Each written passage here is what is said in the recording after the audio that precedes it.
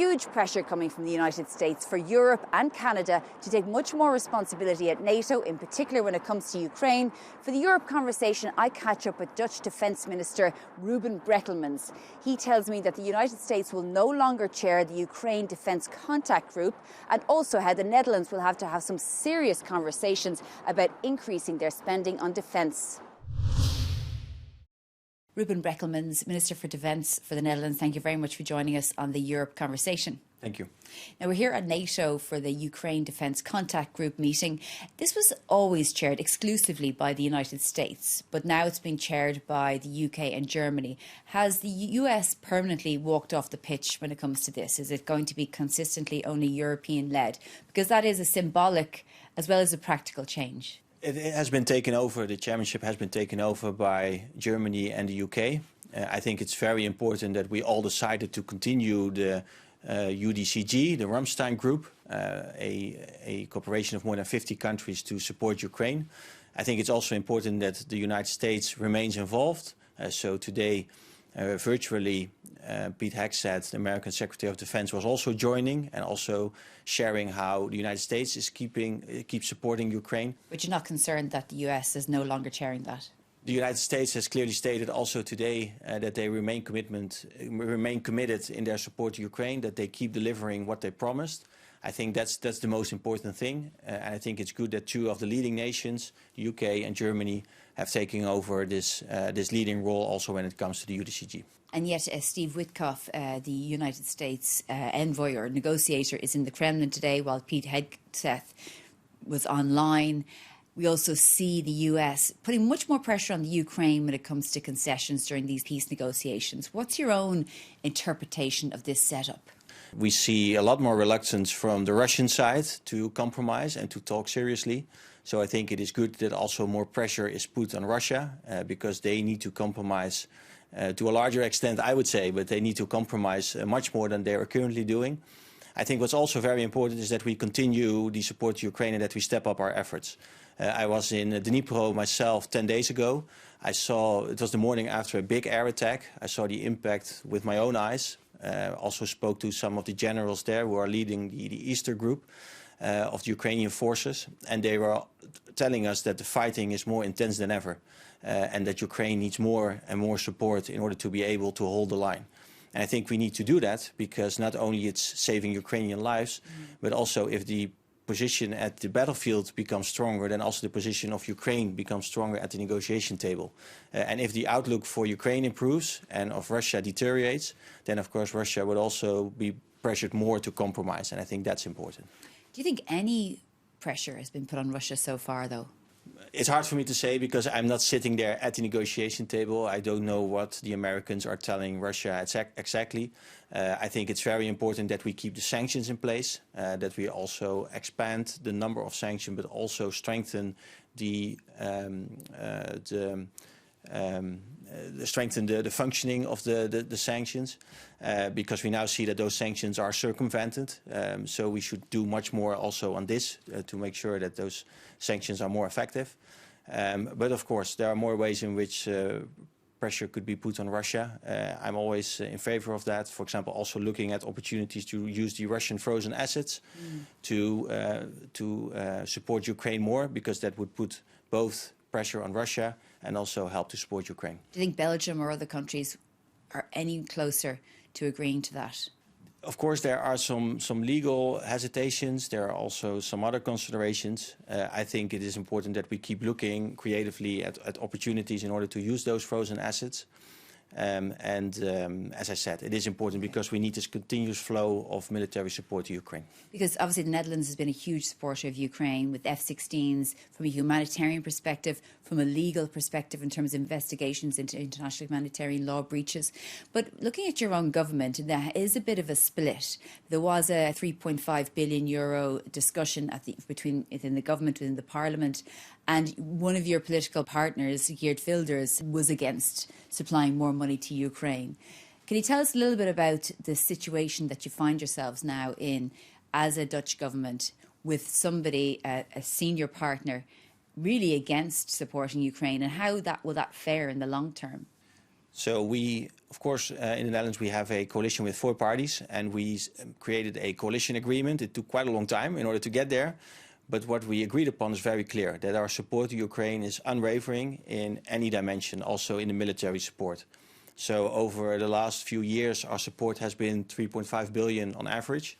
And that's why we also decided that we will spend another 3.5 billion next year, and that we will accelerate and front-load that support so that we can already spend 2 billion of this year. Will the Netherlands have to maybe take money from elsewhere, other social services, health, education, housing and so on, to continue to pay for this, particularly at a time of such global instability when it comes to economics and finances throughout the world? If we want to spend increase our defense budget to a large extent, so of course there's now a discussion about increasing the NATO goal, and it's about serious numbers. So in the Netherlands we are around 2% now. That's what's in our budget. And if we grow to a much larger percentage, of course, agreeing on that in itself is not the difficult part, but how to fund that, how to finance that. And that will require political decisions that are difficult. There are 3 options in theory. You either raise taxes, you cut spending, or you raise your debt level. And those are all 3 are difficult political discussions. We are having some of those discussions now in the Netherlands, but that's only for next year. For us, an important moment is going to be the NATO summit in The Hague, in our country, for the first time in history. With the 32 countries, we need to agree upon a new NATO defence investment pledge, a new percentage. What would you think is the best option? Do you think that maybe this financial mechanism within the coalition of the willing might be something that the Netherlands could borrow off, or do you think the money should come from taxes? Because obviously the Americans are saying 5%. Maybe it'll come down to 3.54%, but it's still more than double what you're paying already. What would your preference be? So I think it is important that in every country, whether it's any NATO member, NATO ally, or any EU member, every country needs to have this political discussion. So if we want to increase our defense spending, what type of political choices need to be made in order to fund that? And that's not easy for any of us, but we all need to have these national discussions, also in the Netherlands. And for me, it's hard to predict what comes out of it. And of course, there are EU instruments that can support in this. But the lion's share of this should take place on a national level. Do we know any more in relation to this potential reassurance force or peacekeeping force or whatever that might look like after your meetings with the coalition of the willing? Obviously, I know the Netherlands would be involved in it in some way, but do we know what it might look like and whether Europe could be there for a backstop to support Ukraine with the absence of the United States? Yeah, so I think the military planning has taken place over the last few weeks, so it's now becoming more clear how a potential European involvement can look like. But what we do still see is that, you know, the coalition of the willing consists of around 30 countries, and different countries still have different interpretations on how such a military engagement should look like, what the objective is, what the mandate should be.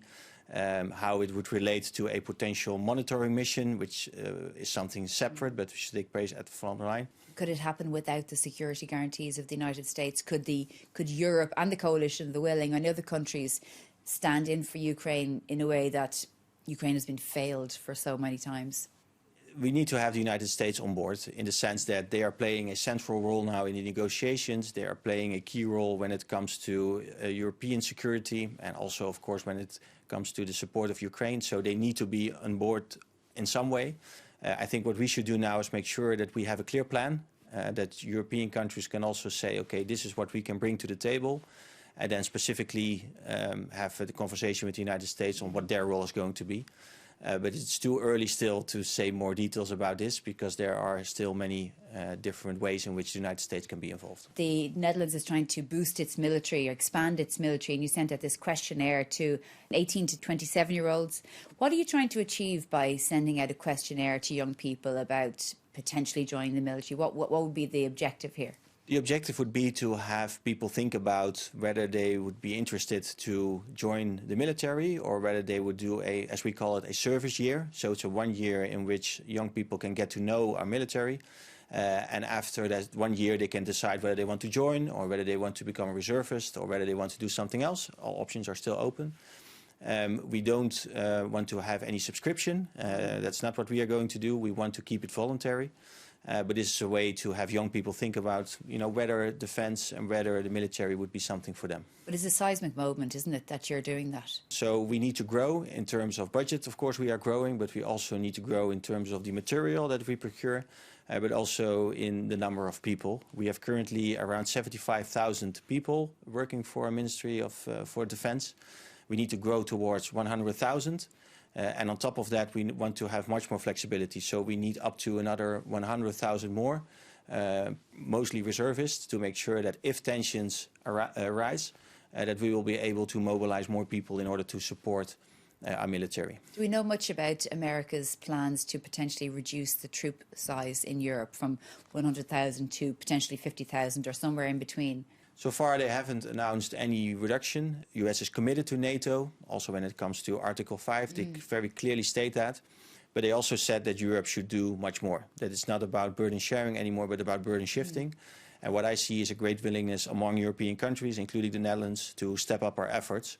And if then the United States over time decides to reallocate some of its resources to their own region, for their homeland defense, or to the Indo-Pacific or anywhere else, I think the most important thing is that we do this together and that we create a shared plan in which they are able maybe to shift some of their resources to other parts of the world, and we as European countries can gradually take over some of those resources. But we need to keep the United States on board. They will remain essential to our security. But I think it's also in the interest of the United States to keep NATO strong, and that's also what they always state. Okay, well, Ruben Brekelmans, Minister of Defence for the Netherlands, thank you very much for joining us on the Europe Conversation. You're welcome.